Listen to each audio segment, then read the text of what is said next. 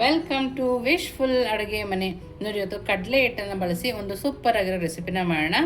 ಮೊದಲಿಗೆ ಇಲ್ಲಿ ನಾನೊಂದು 2 ದೊಡ್ಡ ಸ್ಪೂನ್ ಆಗುವಷ್ಟು ಕಡಲೆ ಹಿಟ್ಟನ್ನು ತಗೊಂಡಿದ್ದೀನಿ.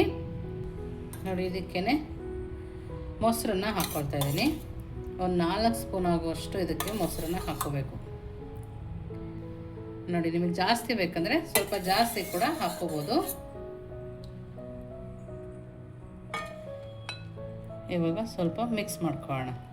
ನೋಡಿ, ಇವಾಗ ಸ್ವಲ್ಪ ನೀರನ್ನು ಹಾಕಿ ಚೆನ್ನಾಗಿ ಇದನ್ನು ಮಿಕ್ಸ್ ಮಾಡ್ಕೊಳ್ಳೋಣ. ನೋಡಿ, ಈ ಥರ ನಮಗಿದು ಸ್ವಲ್ಪ ತೆಳುನೇ ಬೇಕು. ನಾವು ಮಜ್ಜಿಗೆ ಎಲ್ಲ ಕಡಿತೀವಲ್ಲ ಆ ಥರ ಚೆನ್ನಾಗಿ ಕಡ್ಕೊಂಡು ಬರೋಣ. ನೋಡಿ, ಇವಾಗ ಇಷ್ಟು ಕಡಿದು ನಾನಿಲ್ಲಿ 1 ಗ್ಲಾಸ್ ಆಗೋಷ್ಟು ನೀರನ್ನು ಹಾಕ್ಕೊಳ್ತಾ ಇದ್ದೀನಿ. ನೋಡಿ, ಈ ಥರ ನೀರನ್ನು ಹಾಕಿ ಚೆನ್ನಾಗಿ ಕಡಿಬೇಕು. ನಾನು ಇದಕ್ಕೇ ಒಂದು ಅರ್ಧ ಸ್ಪೂನ್ ಆಗೋಷ್ಟು ಉಪ್ಪನ್ನು ಕೂಡ ಹಾಕ್ಕೊಳ್ತಾ ಇದ್ದೀನಿ. ನೋಡಿ, ನಮಗೆ ಗಂಟಿಲ್ದೇ ಇರೋ ಥರ ರೆಡಿ ಆಗಿದೆಯಲ್ಲ. ಇವಾಗ ಇದನ್ನು ಪಕ್ಕಕ್ಕೆ ತಿರ್ಕೊಳ್ಳೋಣ. ನೋಡಿ, ಇವಾಗ ಒಂದು ಬಾಣಲಿ ತೊಗೊಂಡಿದ್ದೀವಲ್ಲ, ಒಂದು 2ರಿಂದ 3 ಸ್ಪೂನ್ ಆಗೋಷ್ಟು ಎಣ್ಣೆನ ಹಾಕೊಳ್ಳೋಣ. ನೋಡಿ, ಎಣ್ಣೆ ಕಾದಿದೆ. ಸ್ವಲ್ಪ ಸಾಸಿವೆ, ಸ್ವಲ್ಪ ಜೀರಿಗೆ, ಸೋಂಪು, ನಾವಿಲ್ಲಿ ಕುಟ್ಟಿಟ್ಕೊಂಡಿರೋ ಧನಿಯಾ ಬೀಜನ ಹಾಕ್ಕೊಳ್ತಾ ಇದ್ದೀನಿ. ಫ್ಲೇಮ್ನ ಲೋ ಫ್ಲೇಮಲ್ಲಿ ಇಟ್ಕೊಂಡಿದ್ದೀನಿ. ಸಣ್ಣದಾಗಿ ಹೆಚ್ಚಿರೋ ಶುಂಠಿ, ಹಾಗೆಯೇ ಹಸಿಮೆಣಸಿನ್ಕಾಯಿ, ಹಾಗೆಯೇ 1-2 ಒಣಮೆಣಸಿನ್ಕಾಯಿ, ಉದ್ದಕ್ಕೆ ಹೆಚ್ಚಿರೋ 1 ಈರುಳ್ಳಿನ ಹಾಕ್ಕೊಳ್ತಾ ಇದ್ದೀನಿ. ಇಷ್ಟನ್ನು ಹಾಕಿ ಈರುಳ್ಳಿ ಹಸಿ ವಾಸನೆ ಹೋಗೋ ತನಕ ನಾವು ಫ್ರೈ ಮಾಡ್ಕೋಬೇಕು.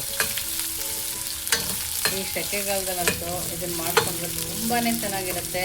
ಎಲ್ಲರೂ ಮನೇಲಿ ಇರ್ತಾರೆ, ಟೇಸ್ಟಿಯಾಗಿ ಬೇಕಂತ ಕೇಳ್ತಿರ್ತಾರಲ್ಲ, ಆ ಟೈಮಲ್ಲಿ ಇದನ್ನು ಮಾಡ್ಕೋಬೋದು. ನೋಡಿ, ಈರುಳ್ಳಿ ಹಸಿ ವಾಸನೆ ಹೋದಾಗ ಸ್ವಲ್ಪ ಅರಿಶಿನ ಪುಡಿನ ಹಾಕೊಳ್ಳೋಣ. ಅರಿಶಿನ ಪುಡಿ ಹಾಕೊಂಡು ಸ್ವಲ್ಪ ಕೈ ಆಡಿಸ್ಕೋಬೇಕು. ನೋಡಿ, ಎಲ್ಲದನ್ನು ಹಾಕಿ ಈ ಥರ ಚೆನ್ನಾಗಿ ಈರುಳ್ಳಿ ಹಸಿ ವಾಸನೆ ಹೋಗಿ ಸ್ವಲ್ಪ ಫ್ರೈ ಆಗಿದೆ. ನೋಡಿ, ಈ ಥರ ಆದಮೇಲೆ ಫುಲ್ ಲೋ ಫ್ಲೇಮಲ್ಲಿ ನಾವು ಇದನ್ನು ಇಟ್ಕೋಬೇಕು. ಇವಾಗ ನಾವು ಕಡೆದಿಟ್ಕೊಂಡಿರೋ ಕಡಲೆ ಹಿಟ್ಟು ಮತ್ತು ಮಜ್ಜಿಗೆ ಇದೆಯಲ್ಲ, ಅದನ್ನು ಸೇರಿಸ್ಕೊಳ್ಳೋಣ. ನೋಡಿ, ಅದಕ್ಕೇ ಸ್ವಲ್ಪ ನೀರನ್ನು ಹಾಕ್ಕೊಳ್ತಾ ಇದ್ದೀನಿ. ನೋಡಿ, ಏನು ಸಕ್ಕತ್ತಾಗಿ ಕಾಣಿಸ್ತಿದೆ ಅಲ್ಲ. ಇವಾಗ ಇದನ್ನು ನಾನು ಲೋ ಫ್ಲೇಮಲ್ಲಿ ಇಟ್ಟೆ ಕುದಿಸ್ಕೊಳ್ತಾ ಇದ್ದೀನಿ. ಇದನ್ನು ಪಕ್ಕಕ್ಕೆ ಕುದಿಯೋಕೆ ಇಡೋಣ. ನೆಕ್ಸ್ಟ್ ಏನು ಮಾಡೋದು ನೋಡೋಣ ಬನ್ನಿ. ನೋಡಿ, ಇವಾಗ ಪಕ್ಕದಲ್ಲಿ ಒಂದು ಬೌಲ್ ತೊಗೊಂಡು ಈರುಳ್ಳಿನ ಉದ್ದಕ್ಕೆ ಕಟ್ ಮಾಡಿದ್ವಲ್ಲ ಅದನ್ನು ಹಾಕ್ಕೊಳ್ತಾ ಇದ್ದೀನಿ. ನೋಡಿ, ಈಗ ಈರುಳ್ಳಿ ಹಾಕಾದ್ಮೇಲೆ ಉದ್ದಕ್ಕೆ ಕಟ್ ಮಾಡಿರೋ ಆಲೂಗಡ್ಡೆ ಕೂಡ ಹಾಕೊಳ್ಳೋಣ. ಹಸಿ ಆಲೂಗಡ್ಡೆನೇ ಉದ್ದಕ್ಕೆ ಕಟ್ ಮಾಡಿ ಹಾಕ್ಕೊಳ್ತಾ ಇದ್ದೀನಿ. ಹಾಗೆಯೇ ಸ್ವಲ್ಪ ಕೊತ್ತಂಬರಿ ಸೊಪ್ಪು, ರುಚಿಗೆ ತಕ್ಕಷ್ಟು ಉಪ್ಪು, 1 ಸ್ಪೂನ್ ಆಗೋಷ್ಟು ಖಾರದ ಪುಡಿನ ಹಾಕ್ಕೊಳ್ತಾ ಇದ್ದೀನಿ. ನೋಡಿ, ಕುಟ್ಟಿ ಇಟ್ಕೊಂಡಿರೋ ಧನಿಯಾ ಬೀಜನ ಹಾಕ್ಕೊಳ್ತಾ ಇದ್ದೀನಿ. ಹಾಗೆಯೇ ಸ್ವಲ್ಪ ಜೀರಿಗೆ, ಸ್ವಲ್ಪ ಗರಂ ಮಸಾಲನ ಹಾಕ್ಕೊಳ್ತಾ ಇದ್ದೀನಿ. ಸ್ವಲ್ಪ ಓಂಕಾಳು ಕೂಡ ಹಾಕ್ಕೊಳ್ತಾ ಇದ್ದೀನಿ. ಕೈಯಲ್ಲಿ ಕ್ರಷ್ ಮಾಡಿ ಹಾಕ್ಕೋಬೇಕು. ನೋಡಿ, ಸ್ವಲ್ಪ ಅಕ್ಕಿ ಹಿಟ್ಟು, ಹಾಗೆಯೇ ಸ್ವಲ್ಪ ಕಡಲೆ ಹಿಟ್ಟು. ನಾನಿಲ್ಲಿ 3 ಸ್ಪೂನ್, ದೊಡ್ಡ ಸ್ಪೂನಲ್ಲಿ 3 ಸ್ಪೂನ್ ಆಗೋಷ್ಟು ಹಾಕ್ಕೊಂಡಿದ್ದೀನಿ. ಇಷ್ಟನ್ನು ಹಾಕಿ ನೀಟಾಗಿ ಕಲಿಸ್ಕೊಬೇಕು. ನೀವಿನ್ನೂ ನಮ್ಮ ವಾಟ್ಸಪ್ ಗ್ರೂಪಿಗೆ ಜಾಯಿನ್ ಆಗಿಲ್ಲ ಅಂದರೆ ವಿಶ್ಫುಲ್ ವಾಟ್ಸಪ್ ಗ್ರೂಪಿಗೆ ಜಾಯಿನ್ ಆಗೋದನ್ನು ಮರಿಬೇಡಿ. ನೋಡಿ, ಈ ಥರ ಕಲಿಸ್ಕೊಂಡ್ಮೇಲೆ ಸ್ವಲ್ಪ ಅರಿಶಿನ ಪುಡಿನ ಹಾಕ್ಕೊಳ್ಳಿ, ಆವಾಗಲೂ ಚೆನ್ನಾಗಿರುತ್ತೆ.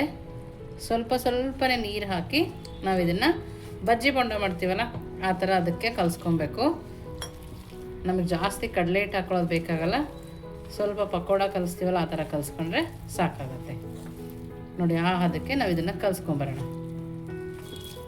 ನೋಡಿ, ಈ ಥರ ಚೆನ್ನಾಗಿ ಕೈಯಲ್ಲಿ ಸ್ವಲ್ಪ ಕ್ರಷ್ ಮಾಡಿ ಕಲಿಸ್ಕೊಂಡ್ರೆ ಚೆನ್ನಾಗಿ ಬಂದಿರುತ್ತೆ. ನೋಡಿ, ಈ ಥರ ಕೈಯಲ್ಲೇ ಸ್ಮ್ಯಾಶ್ ಮಾಡ್ತಾ ಕಲಿಸ್ಕೊಳ್ಳೋಣ. ನೋಡಿ, ಈ ಥರ ಈರುಳ್ಳಿಗೆಲ್ಲ ಸ್ವಲ್ಪ ಕಡಲೆ ಹಿಟ್ಟು ಅಂದ್ಕೊಂಡ್ರೆ ಸಾಕು. ನೋಡ್ತಾ ಇದ್ರಲ್ಲ ಹದ, ಈ ಹದದಲ್ಲಿ ಇರಬೇಕು. ಇವಾಗ ನಾವು ಕುದಿಯೋಕೆ ಇಟ್ಕೊಂಡಿದ್ವಲ್ಲ ಅದೇನಾಗಿದೆ ನೋಡೋಣ ಬನ್ನಿ. ನೋಡಿ, ಇವಾಗ ಇದು ಕೂಡ ಚೆನ್ನಾಗಿ ಕುದ್ದು ರೆಡಿ ಇದೆ. ಇವಾಗ ನಾವು ಸ್ವಲ್ಪನೇ ಉಪ್ಪು ಹಾಕಿದ್ವಲ್ವ, ಈಗ ಇನ್ನು ಸ್ವಲ್ಪ ಉಪ್ಪು ಹಾಕೋಣ. ಉಪ್ಪು ಹಾಕಿ ನೀಟಾಗಿ ಕೈ ಆಡಿಸ್ಕೊಳ್ಳೋಣ. ಡಿಫ್ರೆಂಟಾಗಿ ತುಂಬಾ ರುಚಿಯಾಗಿರುತ್ತೆ. ಇದಕ್ಕೆ ಸ್ವಲ್ಪ ಕಸೂರಿ ಮೆಥಿನ ಹಾಕೋಣ. ನೋಡಿ, ಇವಾಗ ಇದು ಚೆನ್ನಾಗಿ ಕುದ್ದು ರೆಡಿ ಇದೆ. ಇದನ್ನು ಪಕ್ಕಕ್ಕೆ ಎತ್ತಿಟ್ಕೊಳ್ಳೋಣ. ನೆಕ್ಸ್ಟ್ ಏನು ಮಾಡೋದು ನೋಡೋಣ ಬನ್ನಿ. ನೋಡಿ ಇವಾಗ ಇದು ಚೆನ್ನಾಗಿ ಕುದ್ದು ರೆಡಿ ಇದೆ ನೋಡಿ. ಇವಾಗ ಇದನ್ನು ಪಕ್ಕಕ್ಕೆ ಎತ್ತಿಟ್ಕೊಂಡು ನೆಕ್ಸ್ಟ್ ಏನು ಮಾಡೋದು ನೋಡೋಣ ಬನ್ನಿ. ನೋಡಿ ಇಲ್ಲಿ ಎಣ್ಣೆಯನ್ನು ಬಿಸಿ ಹಾಕಿ ಎತ್ತಿಟ್ಕೊಂಡಿದ್ದೆ. ಈಗ ಬಿಸಿ ಎಣ್ಣೆಗೆ ಮೀಡಿಯಮ್ ಫ್ಲೇಮ್ ಇಟ್ಕೊಂಡು ನಾವು ಪಕೋಡನ ಹಾಕೋಣ.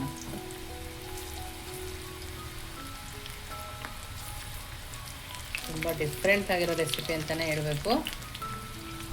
ನಾವು ಯಾವಾಗಲೂ ಒಂದೇ ಥರ ಪಕೋಡ ಮಾಡ್ಕೊಂಡು ತಿಂತಾ ಇರ್ತೀವಿ. ಈ ಥರ ಒಂದ್ಸರಿ ಡಿಫ್ರೆಂಟಾಗಿ ಮಾಡ್ಕೊಂಡು ತಿನ್ಬೋದು. ಇವಾಗ ಇದನ್ನು ಮೀಡಿಯಮ್ ಫ್ಲೇಮಲ್ಲಿ ಇಟ್ಕೊಂಡು ಬೇಯಿಸ್ಕೊಬೇಕು. ಹಾಕಿದ ತಕ್ಷಣವೇ ತಿರುಗಿಸ್ಕೊಬಾರ್ದು. ನೋಡಿ ಇವಾಗ ಎರಡೂ ಸೈಡು ನೀಟಾಗಿ ಇದನ್ನು ಬೇಯಿಸ್ಕೊಳ್ಳೋಣ. ಯಾವ ವೆದರಿಗೆ ಬೇಕಾದ್ರೂ ಸೂಟ್ ಆಗುತ್ತೆ. ಬೇಸಿಗೆಯಲ್ಲಾದರೂ ತಿನ್ಬೋದು, ಮಳೆ ಬರಬೇಕಾದ್ರೂ ತಿನ್ಬೋದು. ತುಂಬ ಅಂದರೆ ತುಂಬಾ ಚೆನ್ನಾಗಿರುತ್ತೆ. ನೋಡಿ ಇವಾಗ ರೆಡಿ ಇದೆ. ನೋಡಿ ಎಷ್ಟು ಕ್ರಿಸ್ಪಿಯಾಗಿದೆ ಅಂತ. ನಾವು ಅಕ್ಕಿ ಹಿಟ್ಟು ಹಾಕೋದ್ರಿಂದ ಕ್ರಿಸ್ಪಿಯಾಗಿ ಬರುತ್ತೆ.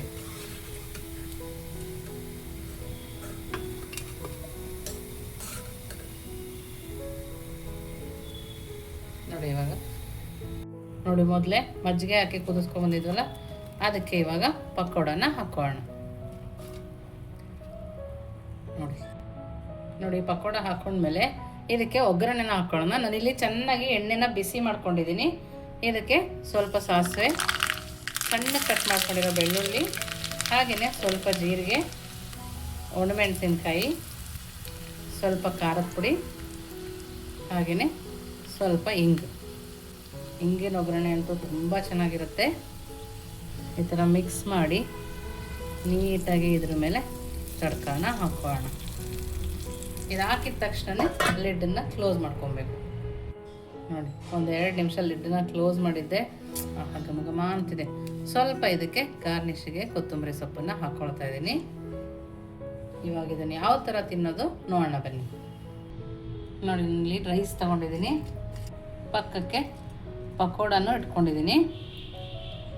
ಇವಾಗ ನಾವು ಮಾಡಿರೋ ಪಂಜಾಬಿ ಕರಿ ಪಕೋಡನ ಹಾಕ್ಕೊಳ್ತಾ ಇದ್ದೀನಿ. ನೋಡಿ ವಾವ್, ಏನು ಸಕ್ಕತ್ತಾಗಿ ಕಾಣಿಸ್ತದೆ ಅಲ್ಲ.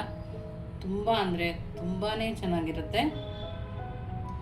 ಖಂಡಿತವಾಗ್ಲೂ ನೀವು ಒಂದ್ಸರಿ ಟ್ರೈ ಮಾಡಬೇಕು, ಅಷ್ಟು ರುಚಿಯಾಗಿರುತ್ತೆ. ನಾವು ಒಂದೇ ಥರ ಮಾಡ್ಕೊಂಡು ತಿಂತಿರ್ತೀವಲ್ಲ, ಅದಕ್ಕಿಂತ ನೋಡಿ ಪಕೋಡ ಕೂಡ ಇನ್ನೂ ಕ್ರಿಸ್ಪಿಯಾಗೇ ಇದೆ. ನೋಡಿ ಟೇಸ್ಟ್ ಮಾಡಿ ಹೇಳ್ತೀನಿ. ಸೂಪರ್ ಅಂತಲೇ ಹೇಳ್ಬೋದು, ಅಷ್ಟು ಚೆನ್ನಾಗಿದೆ. ಯಾವ ಸೀಸನಲ್ಲಿ ಬೇಕಾದರೂ ಮಾಡ್ಕೊಂಡು ತಿನ್ಬೋದು. ಖಂಡಿತವಾಗ್ಲೂ ನೀವು ಒಂದ್ಸರಿ ಮಾಡಿ ಹೇಗಿತ್ತು ಅಂತ ವಿಶ್ಫುಲ್ ಅಡುಗೆ ಮನೆಗೆ ಕಮೆಂಟ್ ಮೂಲಕ ತಿಳಿಸೋದನ್ನು ಮರಿಬೇಡಿ. ನೀವಿನ್ನೂ ನಮ್ಮ ಚಾನಲ್ ಲೈಕ್ ಮಾಡಿ, ಶೇರ್ ಮಾಡಿ, ಸಬ್ಸ್ಕ್ರೈಬ್ ಮಾಡಿ. ವಿಶ್ಫುಲ್ ಅಡುಗೆ ಮನೆಗೆ ಥ್ಯಾಂಕ್ ಯು.